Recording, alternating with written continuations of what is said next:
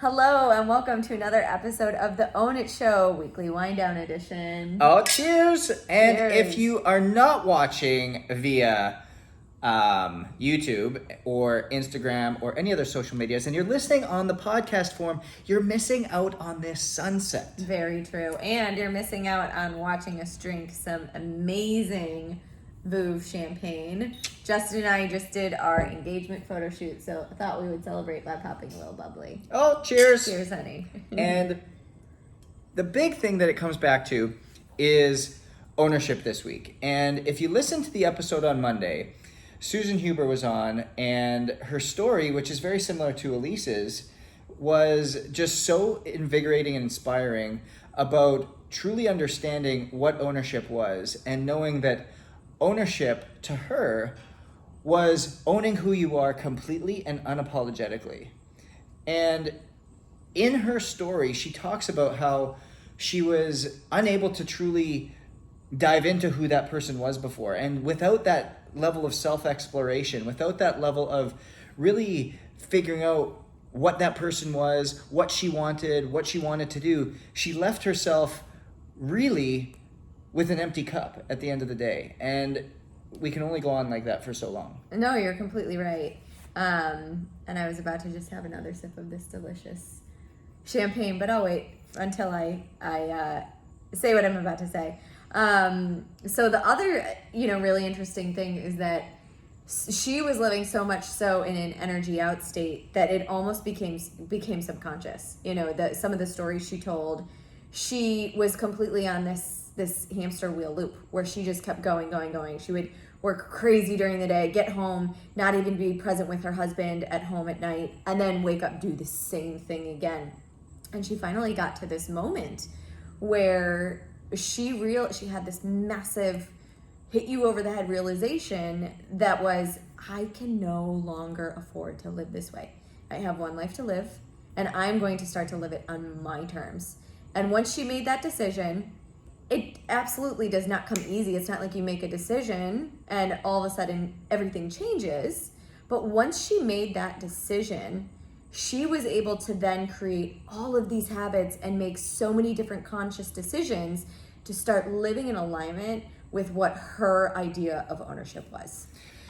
And it's such a relatable story. I think that's why it's so impactful, because each one of us has room for growth. Each one of us has room to truly explore who we are and to truly own who we are and own that feeling internally. I know that when we were listening to that other podcast this week and talking about being able to not tell a lie, not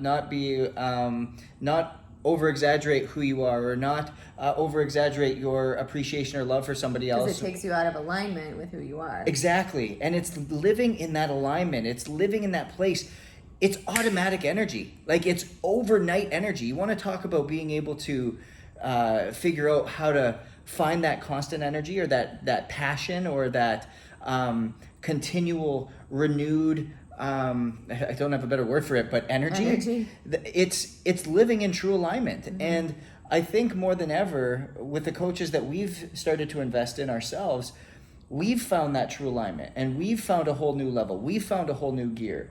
And I all the listeners out there, I just really empower you and encourage you to dig into what that true alignment piece is. And for Susan, it was stepping away from that life that she was in, from that career that she was in.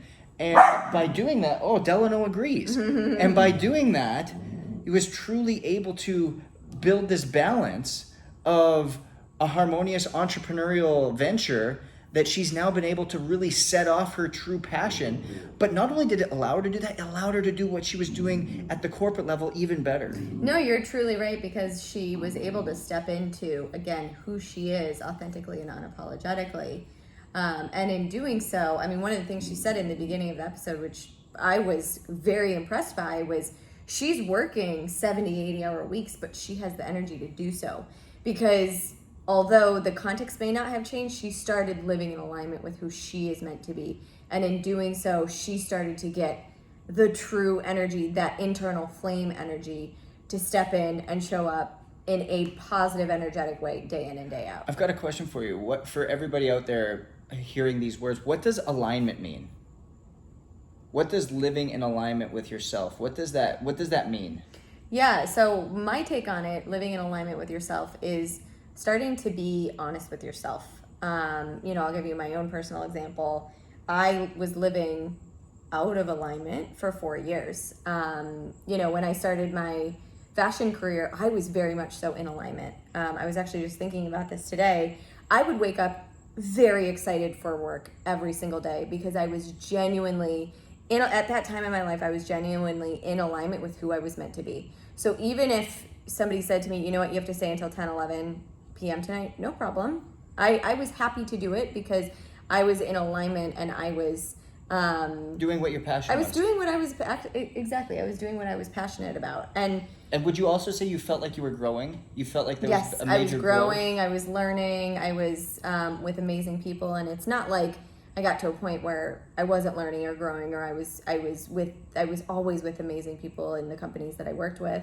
But the interesting thing is I felt like I stopped growing at the accelerated rate, and I also knew that I had reached a point in my life where my passion was changing, and I had to figure out what that was. But I was afraid to admit that to myself for 4 years. So I lived in that state out of alignment for 4 years.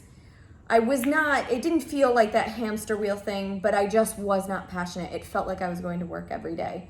And that's the big difference. And once I made that shift to start living in alignment, I now am excited to wake up every single day. So as you go forward and as you continue to try to find what your alignment is, continue to challenge yourself, continue to ask questions, continue to grow, and you will be amazed at the truths that come out, the things that you start to be more aware of. The the feeling of misalignment is no longer going to be something that just passes you by and is not able to be recognized, but it will be impossible not to recognize it. It will be impossible not to see that this doesn't feel right, that this is not the way I should be, this is not the action I should be doing, this is not the step I should be taking. And it challenges you to be put in a whole nother way. So if this is your first time listening to the Weekly Wind Down, whether it's here on the Own It Show or on a social media channel, be sure to like this, be sure to share it, be sure to comment so that it can again continue to reach more people in different ways and different avenues. And be sure to join us again right back here on the Own It Show Coach Conversations edition, where we have a brand new guest talking about brand new things and putting you in a whole new perspective of how you can be different and you can own it. Cheers to you. Go own it.